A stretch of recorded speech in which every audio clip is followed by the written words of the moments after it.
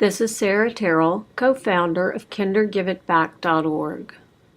On June 27, 2017, Bob Boblitt, chairman of HSPVA Friends, discussed HISD's sale of the naming rights to HSPVA on the KUHF radio program Houston Matters.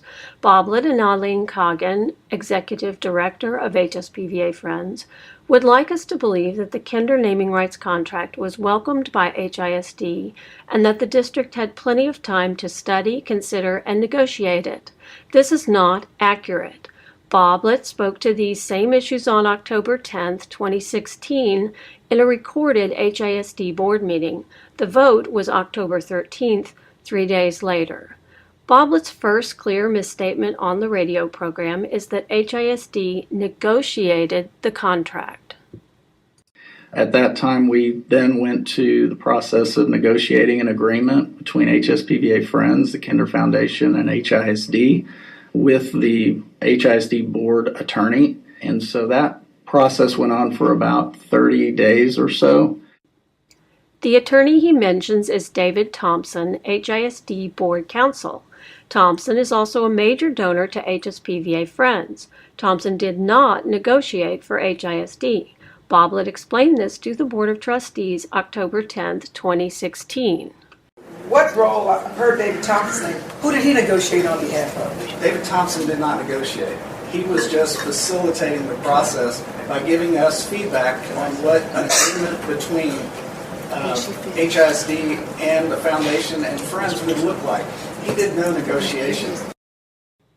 Trustee Mike Lunsford seconded this. And that's David's role, was to make sure that what they were doing followed the policy that we currently have. The head of Inside Legal at HISD, Elnita Hutchins-Taylor, said her department played no role at all.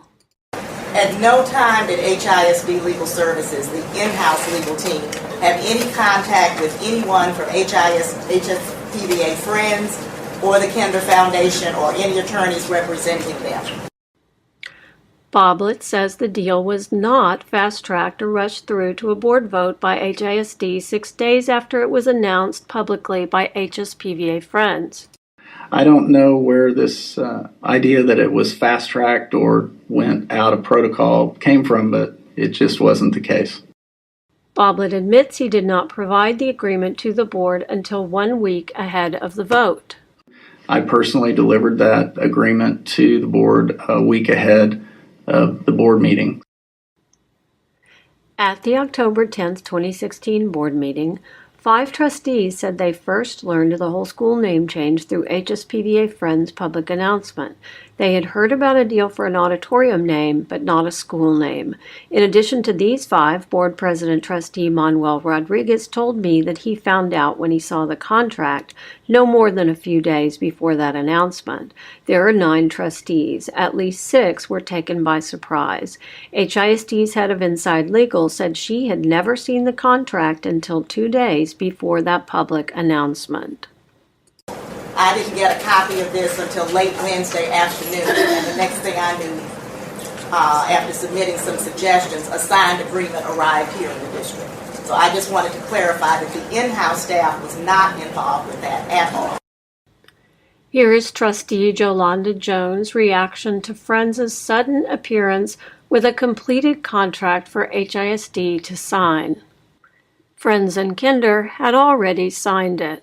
The first that the administration saw this was last Wednesday, which I looked at my calendar, that was the 5th. When I look at this thing that is not in this agenda binder, and I see the contract,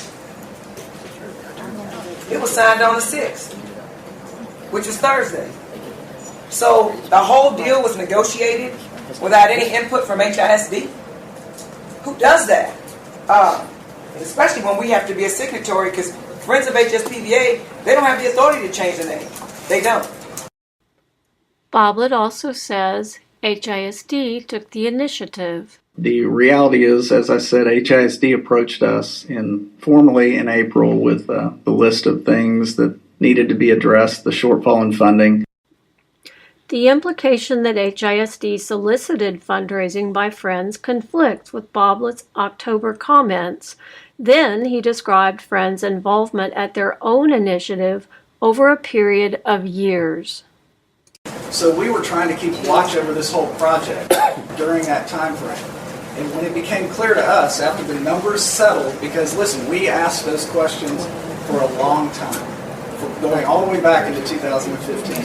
And it wasn't until April of 2016 that we had firm numbers to work with. And it was clear that they needed $5 million. So April of 2015. 16.